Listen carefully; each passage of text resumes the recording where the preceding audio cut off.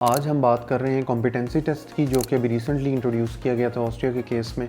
और इसमें अब चाहे आप किसी भी किस्म के कोर्स में अप्लाई कर रहे हैं ऑस्ट्रिया में, तो आपको कॉम्पिटेंसी टेस्ट देना है। अस्सलाम वालेकुम, एमजे कंसल्टेंट से मैं हूं आपका होस्ट मुदस्सिर और मैं आपको वेलकम कहता हूं आज की वीडियो में।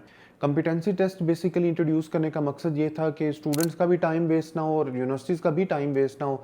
आपकी जो मतलब जितने भी डॉक्यूमेंटेशन है, कॉम्पिटेंसी है, काइंड ऑफ कह लें कि वो वीएफएस ग्लोबल ही उसको चेक कर लें। जिन लोगों को नहीं पता, वीएफएस ग्लोबल वो इदारा है जिसको पहले जेरिस भी, मतलब पाकिस्तान में जेरिस भी कहते हैं।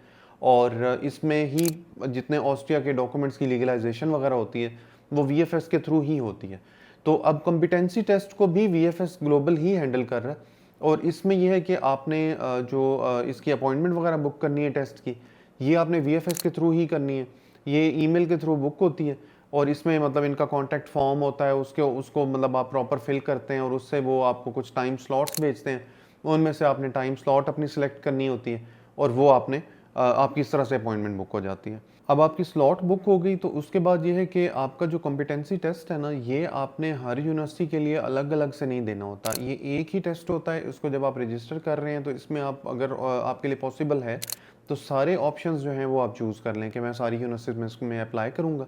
और वो आपका जो टेस्ट होता है ये डायरेक्टली, इसका जो भी रिज़ल्ट होता है ये यूनिवर्सिटी को भेज दिया जाता है। ये आपको कोई सर्टिफिकेट वगैरह अलग से जो है वो प्रोवाइड नहीं करेंगे। टेस्ट में जो क्वेश्चंस आते हैं बेसिकली ये जनरल नॉलेज के क्वेश्चंस भी होते हैं, ये फिजिक्स के क्वेश्चंस भी होते हैं। अगर आप किसी जर्मन टॉट कोर्स में अप्लाई करना चाह रहे हैं तो एक दो जर्मन के भी क्वेश्चंस होंगे। बहुत बेसिक्स होती हैं ये, बेसिकली आपका एक बहुत बेसिक लेवल चेक कर रहे होते हैं कि इस स्टूडेंट को मतलब फॉर एग्जांपल 2 पॉइंट्स आपको बता दिए जाएंगे जी, पॉइंट ए और पॉइंट बी में मिनिमम डिस्टेंस कौन सा होगा, फॉर एग्जांपल। ये फिजिक्स का क्वेश्चन आ गया। इस तरह जर्मन का कोई वर्ड आपसे उसकी मीनिंग पूछ लेंगे। तो वो बहुत बेसिक किस्म के क्वेश्चंस होते हैं जो रोज़मर्रा के आपकी ज़रूरियात की चीज़ें होती हैं, उनमें से ही होते हैं। तो इसकी भी जो डिटेल्स हैं, आपको स्क्रीन पे नंबर नज़र आ रहा होगा। तो अगर आप इसमें हमारी प्रॉपर सर्विसेज लेना चाहते हैं तो इस नंबर पे आप हमसे रब्ता कर सकते हैं। बाकी इसमें टेस्ट की जो फ़ी है वो आपने डेफिनेटली एडवांस में पे करनी है और आपका जितना भी रिज़ल्ट है वो डायरेक्टली यूनिवर्सिटीज़ को भेज दिया जाएगा।